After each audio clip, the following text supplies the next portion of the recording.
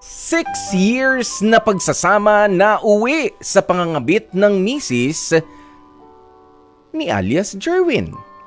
Sa tuwing abala pala sa trabaho, itong si Jerwin ay ginagamit na yon na pagkakataon ng kanyang asawa na si alias Jerica para piliing traidorin ang kanyang asawa. Once a month lang po kasi kumakauwi sa kanilang tahanan itong si Jerwin para daw makaipon sa kinabukasan ng kanyang pamilyang itinataguyod. Ang kaso, ibang kinabukasan pala ang nililingon ng kanyang partner na si Jerica.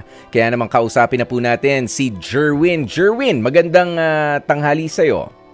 Magandang tanghali po. Kumusta ka naman ngayon, Jerwin? Po, mainit po ba lang? Oo. Ano bang pinagkakaabalan sa buhay? Bakit isang beses ka lang sa isang buwan kung umuwi sa bahay ninyo? Ako po ay caretaker sa Cavite. Nag-iipon po para sa akin na bukasan nga po. Caretaker ng ano ba to? Ng isang bakanting bahay o ng Bodega po. bodega? Opo. Oo. Ayan, nauunawaan naman ito ni Jerica nung una. Opo, nasabi ko naman po, pag-usapan naman po. Alam naman po. Ano yun? Sorry? Sa pag-usapan naman po, alam naman. Yun, payag naman siya. Meron ba kayong mga anak ni Jerica? Meron po isa. Ayan pa. Kailan nag-umpisa itong pagtataksil ng asawa mo na si Jerica? Wala talaga akong alam, pero sinabi niya lang nung nakaraan. Sinabi niya. Hindi mo siya nahuli, pero sinabi niya. Hindi dahil busy nga po sa pag-caretaker namin para sa pamilya namin. Ayun po, nalaman ko na lang nag-usap kami. Tinawag na ako. Paano niya sinabi, Jerwin? Sinabi niya yung isang araw na umuwi ako. Na parang hindi siya nakapag-uwi. Dahil matabang na rin mahal niya na rin daw. Sandali, Jerwin, medyo palayo ng konti ng mouthpiece sa bibig habang nagsasalita. Yes po. Ayan, okay. Papaano? Nag-uusap kayo sa cellphone. Umuwi po ako. Tapos, napag-usapan po namin, tinawag niya po ako. At sinabi niya na meron daw po siyang kabit. At mahal niya na rin daw po yun. Ano yun? Parang out of the blue lang? Wala lang? Parang nagmimerienda lang? Ganyan? Ay nga pala, meron akong kabit. Ganun? Wala kayong pinag-aawayan bago napunta ron yung usapan? Hindi ba siya nanghihingi ng pera sa'yo? Hindi naman. Busy kasi ako kuya ko sa diba? Hindi na rin napapansin. Hindi ko na rin nababantayan. Oo, so talagang kumbaga parang cold-blooded lang yung pagkakaano niya sa'yo na wala lang. Kanya, at ikaw, anong naging reaksyon mo? Masakit na hindi ko maintindihan. Ang pamilya. Oo, obviously. Pero ibig sabihin ko, hindi ka naman naging physical sa kanya? Hindi ko na rin ma-target. Parang gano'n na rin. Pero na-control ko rin. Kinontrol ko na rin sarili ko. O yan. So nagkaroon nga kayo ng enkwentro nitong si Jerica. Nang dahil doon. Pero bago pumunta doon sa ganoong mga pag-uusap, ano ba yung gusto naman nitong si Jerica? Baka naman for how many years na rin naman na sinasabi niya, dumito ka na lang, maghanap ng ibang trabaho at masyadong matagal. Yung isang beses, isang buwan ka lamang uuwi para dito sa amin. Nahirap kasi yung mga ko eh. Oo. Ako na rin yun. Oo, pero ibig sabihin ko, may mga sinasabi bang ganun sa'yo, itong si Jerica? After lang siguro. Hindi na ako mo na nangyayari. Oo, yung ganun kasi mga statement, Jerwin, it's a call for help. Yung mga ganoon na mga pag-uusap nyo noon. Kumbaga, nangangailangan siya. Hindi lang yung kwarta na kikitain mo ang importante, 'di ba? Yung presensya mo rin, yun din ang nangungulila siya doon. I cannot blame her fully diyan sa ginawa niyang pagtataksil sa'yo, lalo na kaya nga inaalam ko, meron ba siyang mga sinasabi noon na lumapit ka na lang dito, subok na lang tayo. Alam ko mahirap magtrabaho, maghanap ng ibang hanap buhay, pero 'Di ba?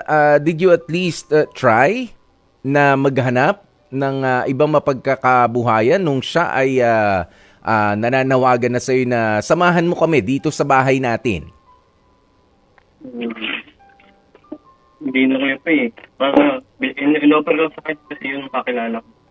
Medyo nag-aano yung linya natin, Jerwin. Kanina malinaw no? Oh, isa pa. Yan, okay. Ano yan, Jerwin? Medyo, ko na po yun dahil kakilala ko po yung nagpat. Okay, so convenient na sa'yo yung trabaho na meron ka, tama?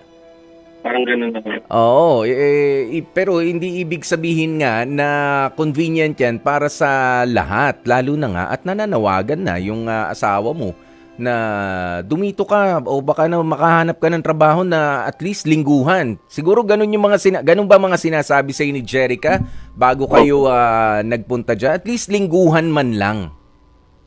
Opo, kayo po eh. 'Di ba? Syempre may bargaining 'yan. Ako na iintindihan ko yung ganun eh. Ibig sabihin kasi nun dapat nakinig ka na rin. Jerwin, ano? Although hindi ko sa kinakampihan si Jerica. Well, she's not fully to blame, ika nga. O hindi mo siya pwedeng pagbintangan ng husto, pero hindi ka rin ligtas kung papaano kayo napunta sa ganyang klase ng sitwasyon. Okay, sa ngayon ba, Jerwin, ano na ang plano mong gawin sa relationship ninyo? Global, Jerwin? gusto ko rin po po. Jerwin, ay, Po eh. gusto mong Mabuo po. gustong mabuo ulit yung pamilya, pero ikaw ba, ano na ang plano mo dyan sa trabaho na meron ka? Kaya mo rin ba yung i-bargain sa kanya? Kumbaga, magkasunduan tayo. Sige, maghahanap ako ng ibang trabaho pero magpapakaayos ka, mag-uuwian ako ng lingguhan. Pero Sige. dapat maayos ka. At wala na yung sinasabi mong kabit na kinalolokohan mo. Kaya mo ba 'yun? Kaya naman siguro kuya po, medyo nalinawan na rin naman ako. Sabi ko nga, if you have a forgiving heart at alam mo, tinatanggap mo na meron ka ring pagkukulang kung bakit nga napunta kayo sa ganyang sitwasyon, basta ito lang ang mahalaga doon sa pagbabago na gusto mo para sa ikaayos ninyo mag-asawa. Yung sumbatan, yung sumbatan, isa-isang tabi nyo yan, please. Huwag kayong magbatuhan ng putik doon sa proseso na kayo ay inaayos ang mga desisyon sa buhay ng bawat isa. Nagtutulungan. If you decide na buuin ulit ang pamilya ninyo kung papaanong paraan na makakabuti para sa lahat, syempre meron pa ring mga mangilan-ngilan dyan na hindi pagkakaunawaan. Pero yung sumbatan, Jerwin, isa yan sa malalakas na anay. Nasisira talaga no? Yung balik ng balik doon sa malinong isa. Kasi, kumbaga nasa proseso kayo, gusto mo ngang ayusin, pero manunumbat ka ikaw nga pinagpalit mo ako sa ganito, ikaw nga ganito, ganyan. Pagka gano'n ang mga hirit, ay hindi, you are not creating a relationship, you are creating an enemy. Kaawa, itinataboy mo na naman siya. So, you decide right now. Hindi ko sa sinasabi na kalimutan yung masamang nangyaring yun. Given na gusto pa nitong si Jerica na magkabalikan kayo. Pero sa tingin mo ba, sa pakiramdam mo, Jerwin, ay may pag-asa pa? Meron pa naman po. Meron pa? Pero ito, bibigyan kita ng pagkakataon para magbigay ng mensahe para kay Jerica. Sabihin mo kung ano ang nilalaman ng puso mo. Kausapin mo siya ng heart to heart. Go ahead, Jerwin. Gusto ko humingi ng pasensya dahil malayo ako. Alam ko sa rin kung may pagkukulang ako. Sana sa oras na to, na pag-bulis sa weapon, magpaayos tayo. Susubukan ko na umarap ng trabaho dito sa malapit at sana ay tigilan mo na yung kulit mo. Yun ako po. Ayan. Okay, maraming salamat sa iyo, Jerwin.